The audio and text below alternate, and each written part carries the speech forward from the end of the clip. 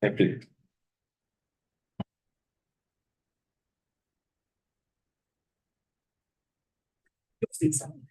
Why y'all put it down here? Yeah, I don't have babies. You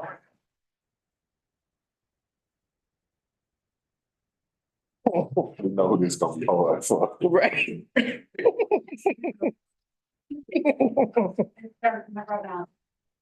Fine, but it's Tell me I'm on punishment. Tell me I'm on punishment. people, even though it's easiest, can't do it.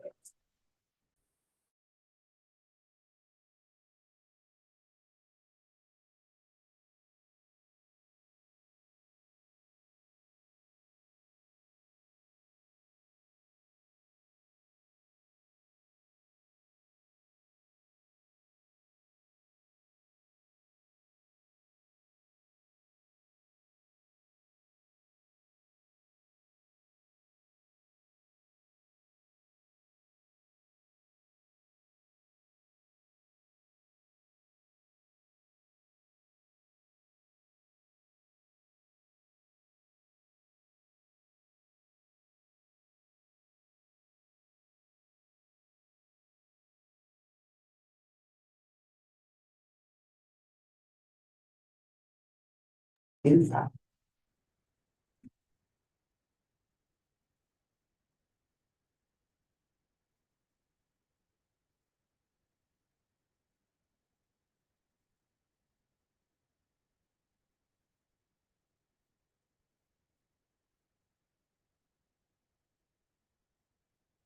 we're about to start our Henry County Board of Ethics meeting, amended meeting.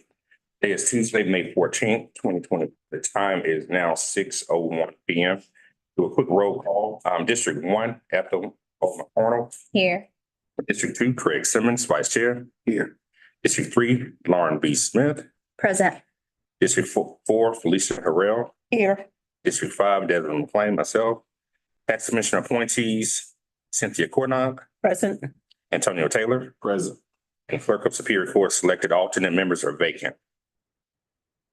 We'll start off with the board vote for approval of meeting minutes from April 9th, 2024. I can get a motion for that. I make a motion for the approval of those minutes. If I can get a second, A second. then shown that that meeting has been motioned by Lawrence Smith, second by Felicia Harrell. All in favor? Any opposed? All right, now we'll have our general updates by our ethics administrator. Good evening, board.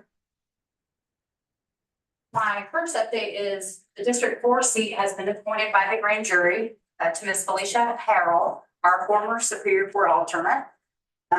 If you guys want to try to go with her.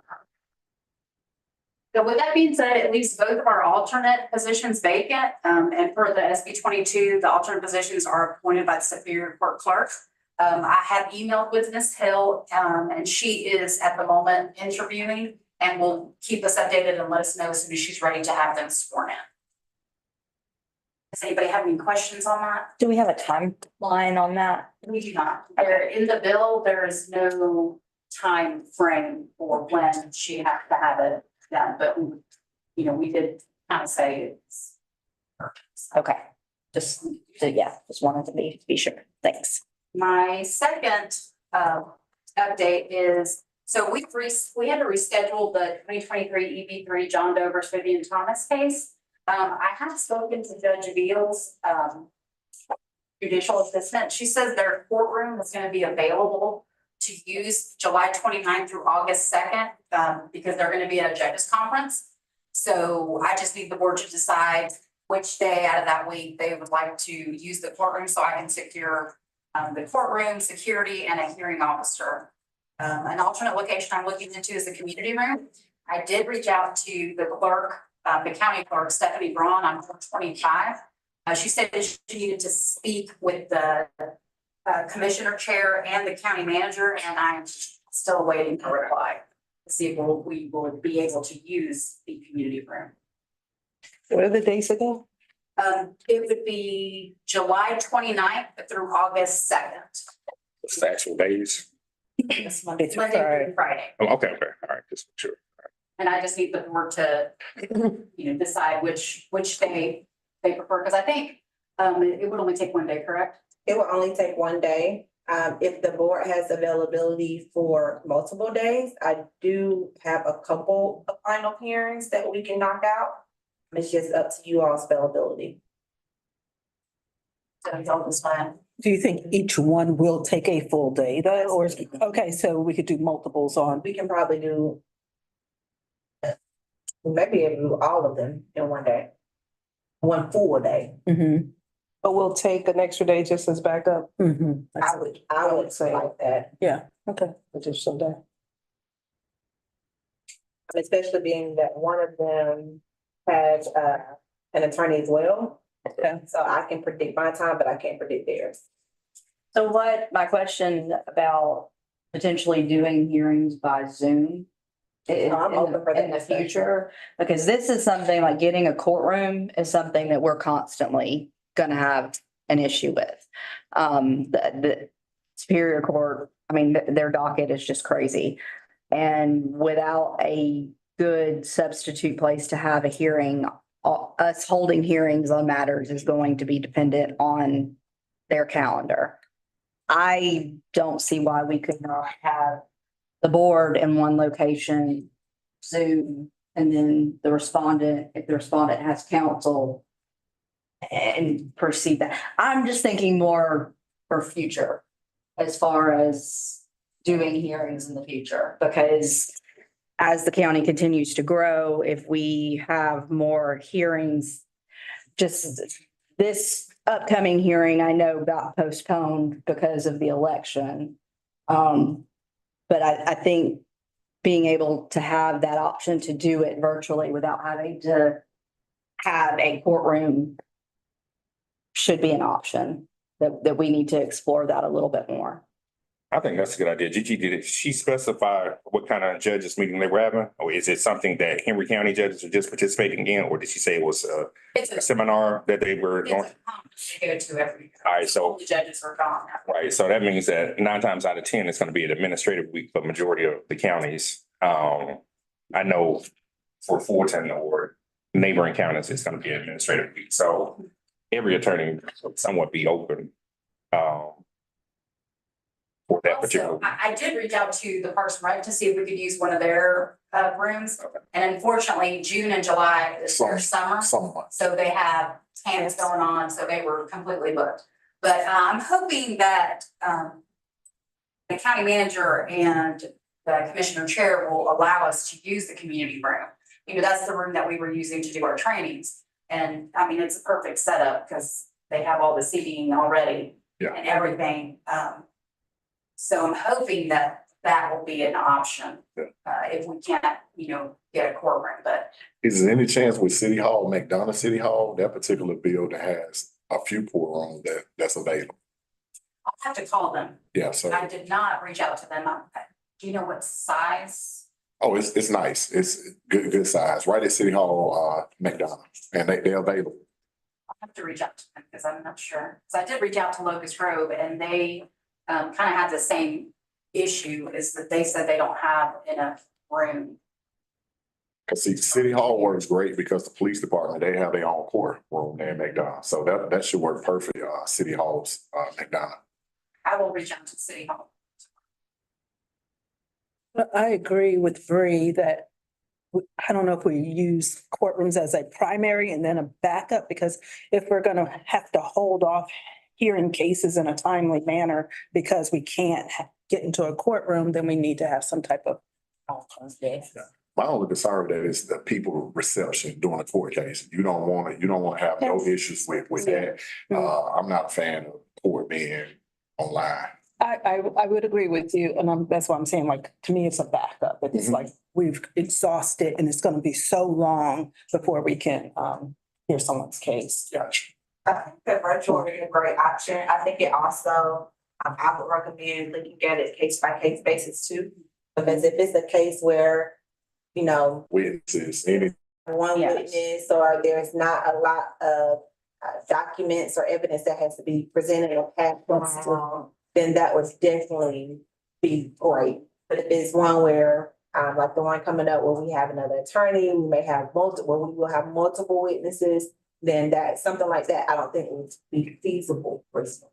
Yeah, Especially when you get more than two witnesses. and then even with that Zoom option, even if we're using the courthouse, we don't have to utilize the service of the deputies with the Zoom option. So that's one thing that we won't have to worry about.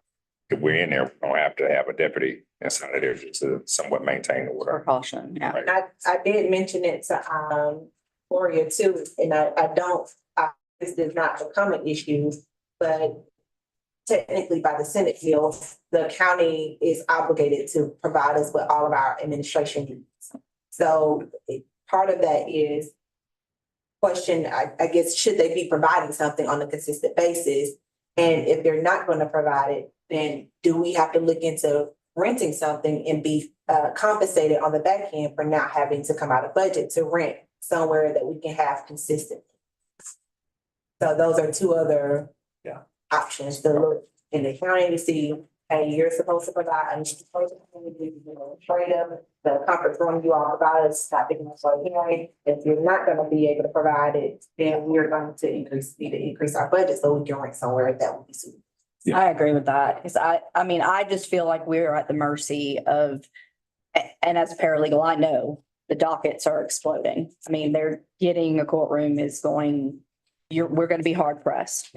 And just in anticipation of future growth, I agree, case by case basis, because if we have something that is document intensive or multiple witnesses, it's just easier to be in person. But I definitely think we have the capabilities with our IT team now to record it, and I've done multiple hearings in Superior Court via Zoom. It's not ideal, but if we can't get dates, I think that that's definitely something we should have as a backup.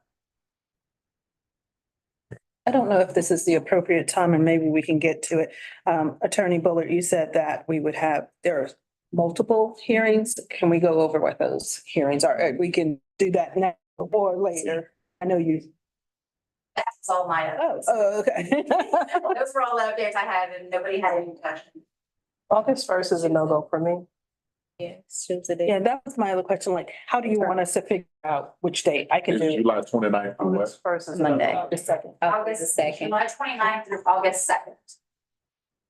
Preferably if we can do it that Wednesday, The date you said, no. that would be, what is that, the 31st of July? Yeah, But if we want multiple dates for that week, I can do any day that week. I can do any day that week as well. 31st, honestly, everybody else, they're Wednesday. So you want to do Tuesday as well as Wednesday? that's fine. Yeah, well, as long as everybody is in consensus. How do we? What would be the time? figure that out? Do we have the time? It was All day, Oh, it was all day. 9 to 5. So it was So we probably could do the 9 to 31st. 9 to 5 o'clock. 9 to 5. Did you all say August 31st? No. July 30th. Monday? So July 31st. Yeah, I can do Yeah, July 30th and 31st. Oh, no, I was asking him, was he proposing one day? I can roll 30th and 31st. I'm good, everybody. All right, let me put this on my calendar. 9 A to 5 P. But Gigi, I think we'll have a good outcome with the city hall thing down. They're not doing it. I'm hoping, like Bruce said, that the county, according to the bill, the county is responsible for providing us with that. So I'm hoping that, They'll do you it. know, they told us at the beginning of the year that we were not gonna be able to use the community room after they remodeled it and everything. But I'm hoping that if we need to have a meeting with Commissioner Harrell, then maybe we can bring that up and see if they can make it available to us when we do need it, because as Ms. Bree said, which was packed, like state court had no dates for us in June or July. They're completely booked. So I really wish we can invite one of them to our meeting so we can really talk to them, all of us. Which we could.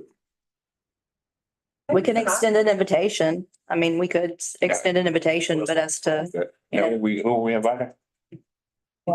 Commissioner, other. Oh, the commissioners, okay, okay, So have a conversation with them. There's things we need. okay. So we can So decide on a we- date. Just verifying, so July 30th and 31st, everybody okay with that, from 9 to 5. Yes. So I will secure those, that program. And to your question, Cynthia, we have the Munez case. Okay, It is, the three cases that got consolidated into one, 2022 EB2, 2022 EB4, and 2023 EB2. Okay. We also have the Tina Korea versus Clemens, that's 2022 okay, EB5. And then we have the Key case.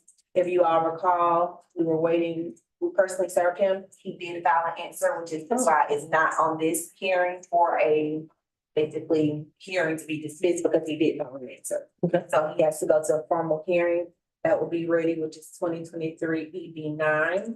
And then the one that we had to reschedule, which is the 2024 EB4.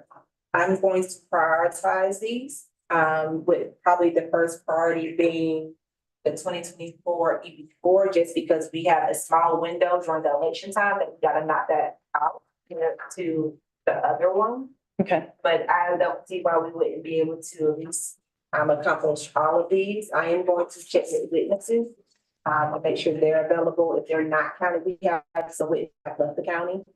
So if they're not county, I work with them to make sure they're available if I need them. And then for Moonlight, there's a private attorney, and I know he did file in a leave of absence on that case. We need to check his leave of absence to make sure he doesn't have a leave during that time frame. That's it. Great, thank you. You're welcome. Is it all, Madam Administrator? That is all of my updates, yes, sir. All right, we'll move into general updates, but before we do that, just acknowledge the presence of the board's attorney. Attorney Rashad, how are you, ma'am? I am very well. I apologize for my tardiness. So thank you for joining us. Now we'll have our general update by our ethics officer. Wonderful. Good afternoon again. I will turn to you all with the general update, as you all know, I always have a presentation for you all to see as well. As it relates to start off, we did have a meeting with the county manager. Ultimately, it ended on April 24th. She had to schedule a couple of times, but it was a very productive meeting. We discussed several things, including the e-training, how we were gonna roll that out. She asked me to get with Holly, who is the new risk management director of HR, so that we can start those new employee trainings. It is our preference to do those in person. We talked about how when they're hired, sometimes they don't get the orientation from the county until 30 days after. And it is her desire, as well as my desire, for them to get ethics training out the gate. So I have corresponded with Ms. Holly about 2 weeks ago, so I'm waiting to get back with me on how we can facilitate that for the new hires coming in. We also talked about how we can start making sure that the people who has not taken the training is held accountable. And it was actually her suggestion that, if you all remember when we all had to do the cybersecurity, you would get locked out. She wants to see, or I'm not gonna say she wants to see, but that was a suggestion that we can use that as a way of, if county employees has not taken the training by their anniversary date, then they're locked out of the system until they train. So I did reach out to the director of IT. He was out of town on a conference, so I'm waiting on him to get back in contact with us so we can go ahead and talk about how to facilitate that. We also talked about the escalation of it, and I just let her know that it goes from a email to a formal letter to the whole county not being in compliance. So employees, I gave her a heads up, they're gonna get an email that they're not in compliance. If they do not respond to the email, they'll get a formal letter with their manager that will also say, hey, your employee is they're in non-compliance. If that doesn't work, the county manager will get a formal letter saying, these are your employees that are out of compliance. So what I tried to create was almost a tier system, not just running to the county manager and say, hey, these people haven't taken it, but having some accountability you've been noticed once, you've been noticed twice by your manager, you and your manager, and now we have to take it to a county level to say, hey, you're not in compliance, which ultimately, they're not in compliance, the county is not in compliance. Any questions on the meeting with the county manager? The next update is in regards to the ethics training forum. If you all recall, we were invited to DeKalb County's ethics training forum, which was really, really good. We got invited, the city of Atlanta got invited. The city of Atlanta unfortunately was unable to show, but the purpose of it was to get like boards together to discuss the operation, bounce ideas off of it, what works, what doesn't work, and things of that nature. Thank you to the board members that were able to come out to support. That was very, very encouraging to be able to look in the audience and see our board there to support me as a panelist during that time. So thank you all. We got some rave reviews about our ethics program and how we run it, and the fact that we're new, and despite us being new, we're very efficient. So I am very proud that we were able to have that forum and have those discussions.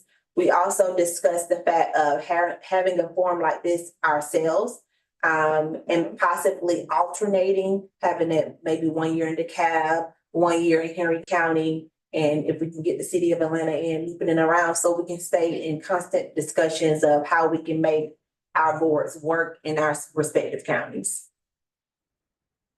Any questions on that? It's good stuff.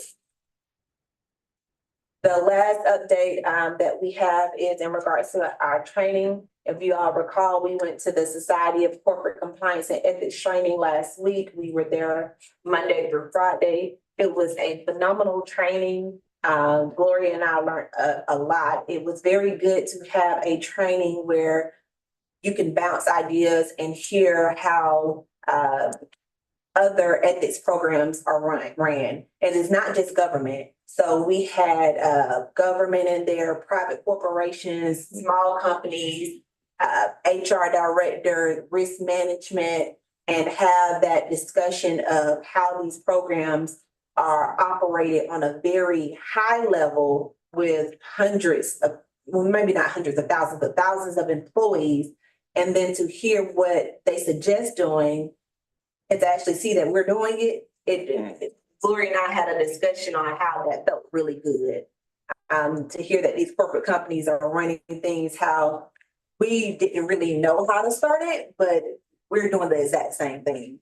So that was very, very helpful. I look forward to attending more and learning more to see how we can improve our program, because I already got so many ideas that I want to try to see if we can implement in our program to make it even better. Any questions? Y'all doing a good job. Appreciate y'all. That's wonderful.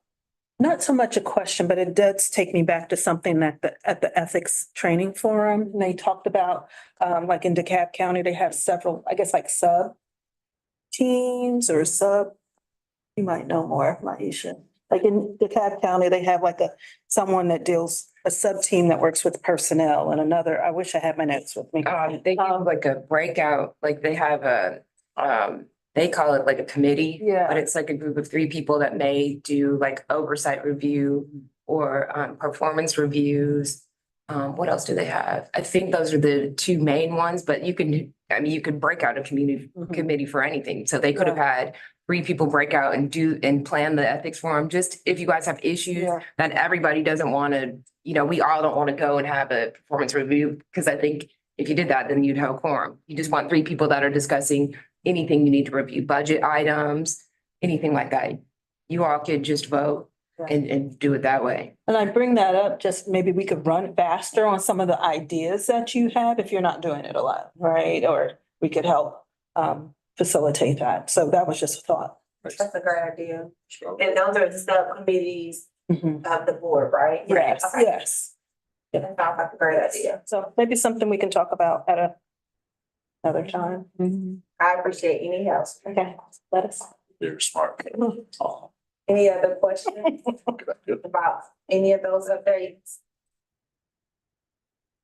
Those are all of my updates. All right. Thank you. Good to hear we're moving in a positive direction. Next, we'll have our presentation by our Ethics Officer of Advisory Opinion on 2024 A01 James Martin as J. Bull Martin Unlimited LLC. Thank you, Chair.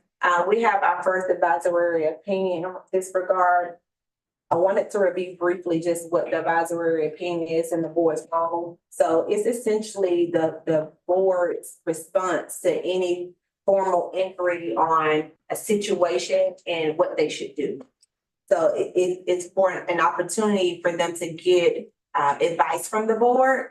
And it's important because Senate Bill 22 requires that the board issues these opinions, but not only issues them, but you're bound by the opinion that you give the individual, unless that person misrepresents the fact, they misstate material facts, then you're not bound.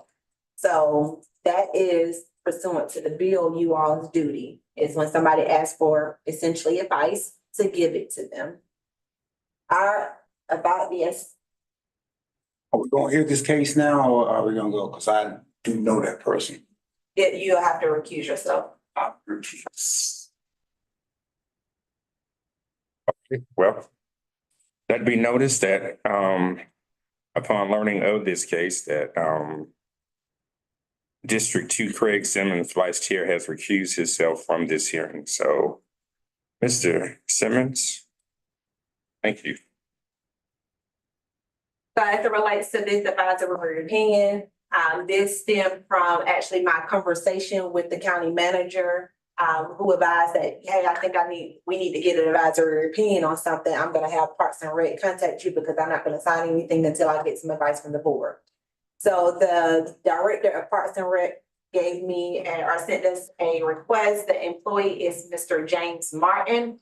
He works for Henry County Parks and Rec.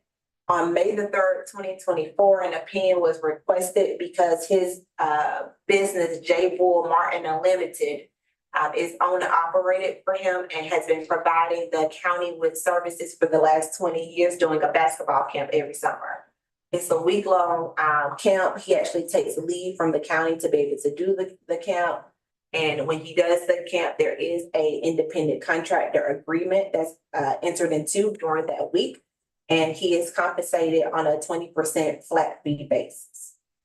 The the Senate bill that comes into question for you all on whether or not this will be a violation to the code is Senate Bill 22F2. It says that Henry County should not enter into any contract involving services or property with an official or employee of the county or with the business in which the official or employee of the county has an interest, unless there are some exceptions. First exception is if it's a bank or trust in which the county used for depository reasons. The second is when the county is borrowing funds. The third is a contract of specialized services. And the fourth is what I like to call an act of God, when there's like an emergency situation and there's something that's needed. This is really the only code section that will be applicable to whether or not there is a violation. So again, you all's duty is to give an opinion as to whether Henry County entering into a contract with the employee James Bull, Business Bull Martin Unlimited would violate the code of ethics. That opinion is formalized by myself. It will be distributed back to the individual who requested the opinion. At this time, we'll open the floor up for discussion. If anyone wants to go first, I think I'm already deciding on what I feel, but we'll acknowledge Ms. Harrell. What is his 20%? What's the amount? It would depend on the registrations of the camp, so it varies. So the past 20 years, has it exceeded $5,000? I don't know. Question. Does the Senate Bill 22 override the county ruling pertaining to county employees entering or doing business with the county? It does. But the $5,000 rule that we discussed before with the bouncy house company, how is this different? With the board and that bouncy house, the board found the same thing, that it was a conflict. So I thought there was a conflict because they could not enter into a contract at all. Thought we revisited it after understanding that because it was under $5,000, there was no contract. Okay, I know, I see. We had this, I know what you're talking about. We had discussions of it, but it did not change the opinion. Madam Officer, can you go back to the previous screen just so we can kind of get a clear view of everything, just so everybody can. I feel like it's clear as a violation. I think it's one of the things, 20 years they've been doing something, but now it's just time to stop. Pretty much is what it is. So we're governed by this now. It's clear cut. Copy.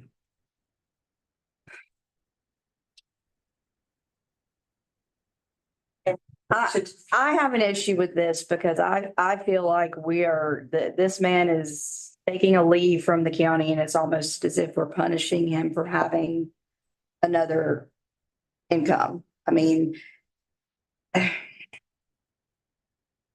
have less of a problem with this, with him taking leave and running a camp than I have with the water authority selling land to the chairman's son.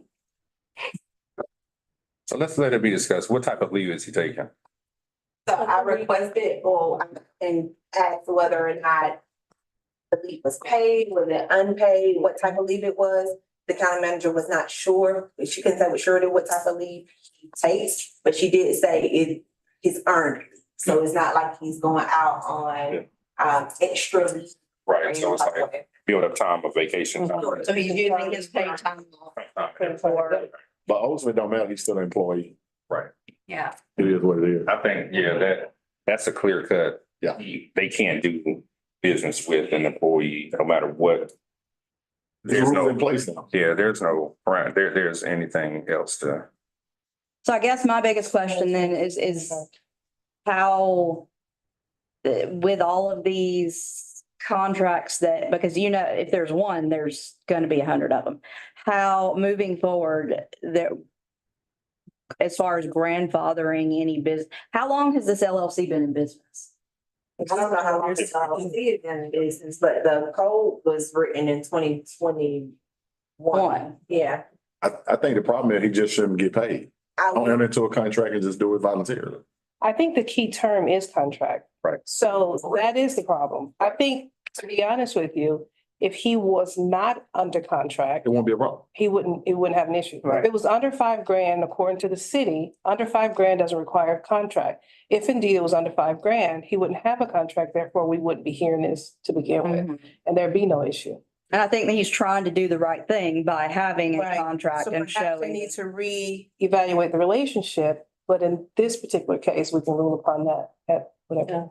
And Felicia, you just, you brought back up to my memory that discussion. The county's former attorney argument at that time, when it came to the Jumpy House, was that because it did not violate the county's procurement process, But this supersedes. that it should not be within this scope. And that was her discussion, that it was under $5,000, but ultimately the board still indicated $5,000 or not, even in that situation, it was involving services and things of that nature. Conflict. It was a conflict, so that opinion we didn't formally change that opinion. Can we review the minutes from that particular conversation at some point when you have it ready? And I just have a follow-up question on that as well. I was not on this board when you guys discussed the bouncy house, but since we've had several conversations since then, I need a little bit of clarification on the bill itself, because when we had the meeting about Henry County Water Authority and we were only able to make a ruling on an act by the Board of Commissioners. So these people that are disclosing these things in a good faith effort to be transparent, they're not a Board of Commissioner. It's not an official act.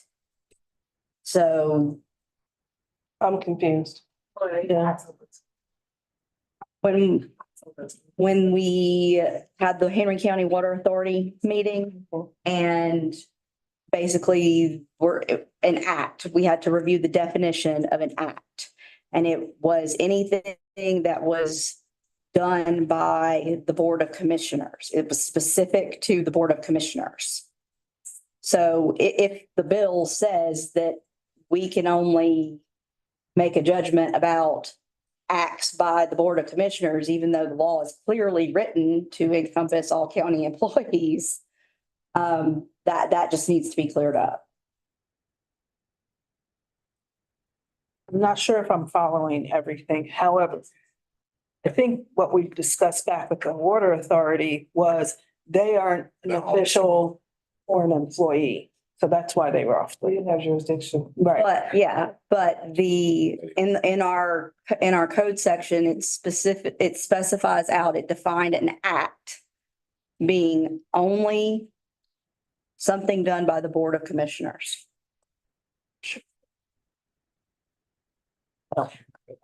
I think because the water authority is appointed by the commissioner, I think is Yeah. where the ambiguity or the issue. Yeah, the water authority. Because it- Very unique, because they like their own. Yeah, but it came up about the bouncy house because in that instance, the guy that had disclosed it didn't, under the way that the bill is written, he really didn't have to disclose it.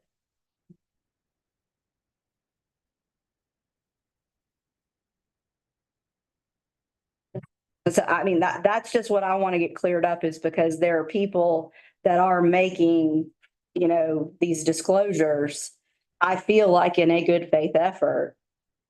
But with the law being so ambiguous as to the way it's written and where we can selectively apply it. I think the ambiguity is something that Attorney Boyer has spoken to them about, and they are hoping to readdress that in the next legislative session. So I guess that's my question is, how do we proceed until then? That is the That's a frustrating bill part, that's already written. because there are some things where, Sorry. even one of you all brought up earlier in regards to why is it one way compared to another? Like, why does it not apply to the water authority the same as it applies to the employee? It's because the bill is so great. So when we submitted those changes, we submitted it with the fact that this applies to everybody. That way it is no loophole. They didn't get to it. And at this point in time, my understanding is they're not, or at least the drafter of is not ready to change anything right now, based on my last conversation. So honestly, I don't know when it's going to be changed. So that's what I guess my question is, as a Board of Ethics, how do we proceed without clarification? And I think that's something the board is gonna have to decide. Do you go with the intent of it, or do you go with the black and white of it? Because that they sometimes conflict. Yeah. I do have I was able to pull that up. Should be that meeting and then the follow-up meeting, I think is what Is we that the discussed. November meeting?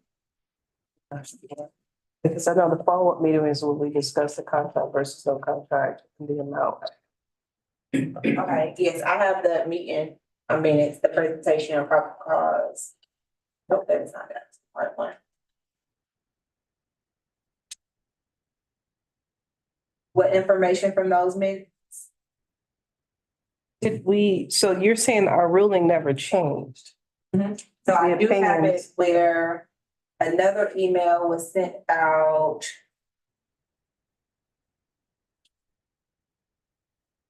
Because if we're going with the black and white says contract. So this is what happened. I brought back to the board in November the concerns of the former county attorney. At that time, the board voted to continue to keep the ruling as you all ruled before the same. I found my email to the chair in which I indicate as the opinion of the board remains the same. I've only made slight amendments to the final decision for the board's approval. So I don't have the minutes right in front of me, but based on that email, I do recall that you all brought the issue back, or I brought the issue back before with the additional information from the county or former county attorneys. And after giving that information, the board decided to keep the same opinion that it remained a conflict. I do have the opinion up too, if you all wanted to see the opinion that the board actually entered into. Okay, Do you all want to see that part? yes, please. Okay.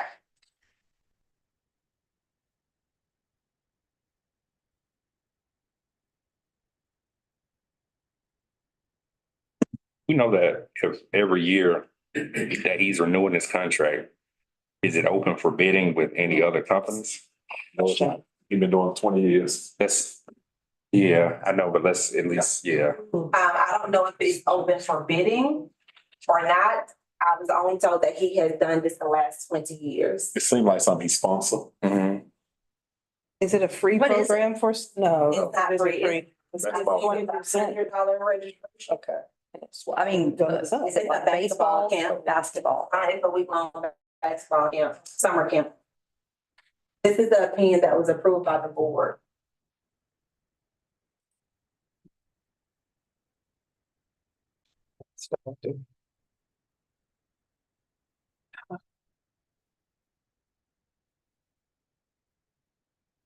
Is it something the public can see?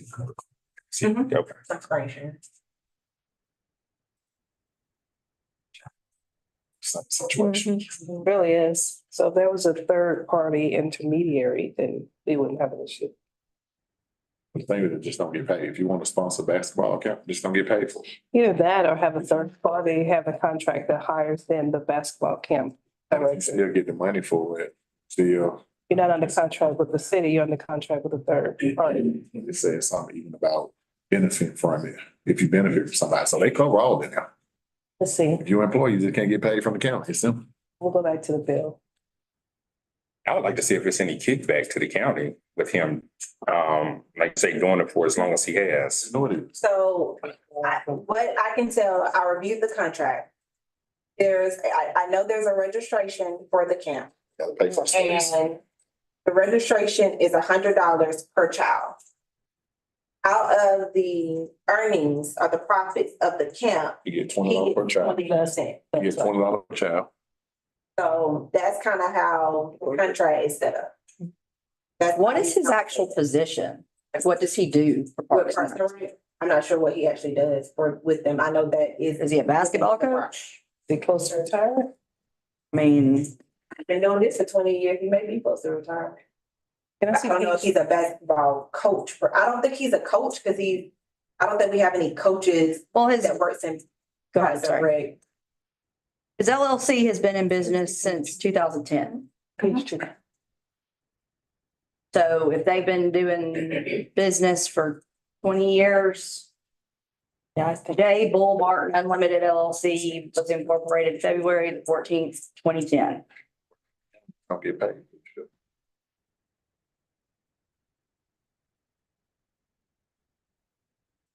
One of the changes that we did suggest for the new, if it can be revised, is that if the county decides to engage employees for services, that so long that is done in an open forum with the procurement process, then it would not be a conflict. The city of Atlanta actually has that language. They're not prohibited from engaging with other service in their employees. They're just prohibited from doing it one-on-one without a public Gotta make it fair. oversight. Yeah. And I think their code actually requires their board to approve it too, because he is an employee.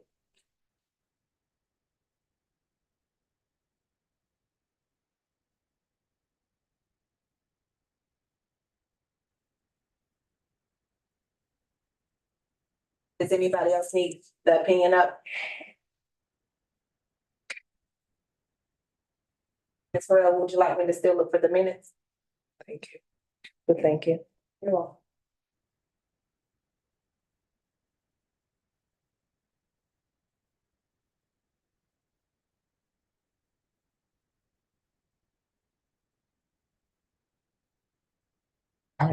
Any more discussion?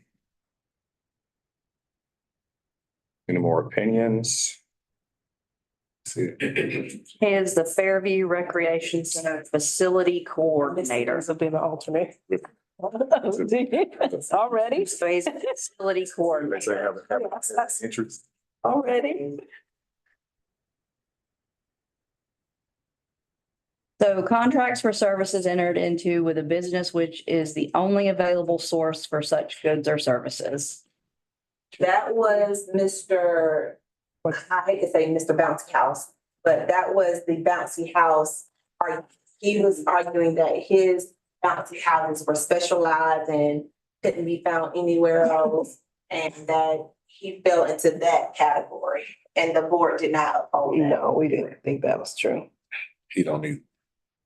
Where is the camp? Where do they hold the camp? Is it at the Fairview Recreation I Center? can't recall if it's at Fairview or Heritage Park.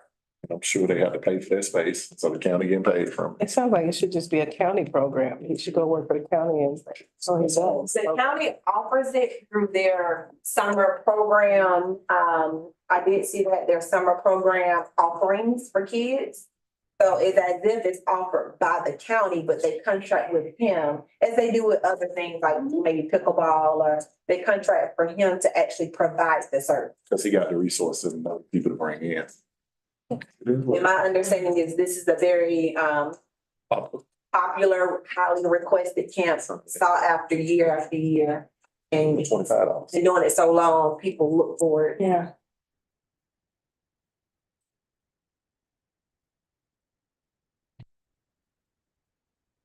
I hate it's this close to the end of the school year and this is when it's being brought up because it's gonna impact families, quite honestly.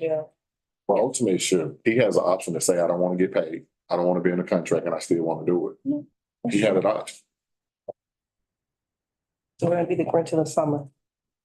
Or he can be the saint, he can be Santa Claus of the summer. We're gonna be the Grinch of the. All right, any more discussion?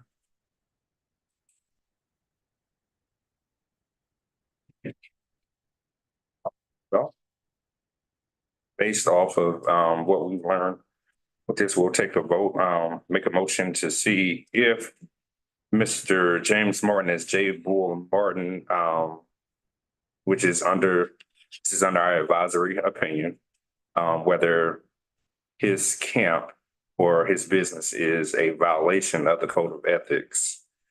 So if I can get a motion on the floor in regards to this. Oh.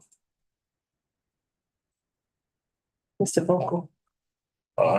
Motion, I'm sorry. All right, if I can get a motion on the floor to see whether Mr. James Martin as J. Bull Martin Unlimited is in violation, or possible violation, in violation of the code of ethics. And Chair, just to clarify, the contract has not been entered into. Oh, This is just the advisory opinion to determine whether or not it would be a conflict to enter into the contract. Correct. Motion that it would be. I second. All right, motion made by Antonio Taylor, second by District 1 Ethel O. McCornell. All in favor? All opposed? All right, motion is passed. Is there anything else for the board that we discuss? Anything else from at this officer chair? Madam Administrator, anything? Nothing for me. All right. Can you get a motion for us to adjourn the meeting? I make that motion to adjourn. Motion made. Can I get a second? A second. Motion made by District 3 Mark Smith, seconded by Ms. Felicia Burrell. All in favor? All opposed? Meeting adjourned.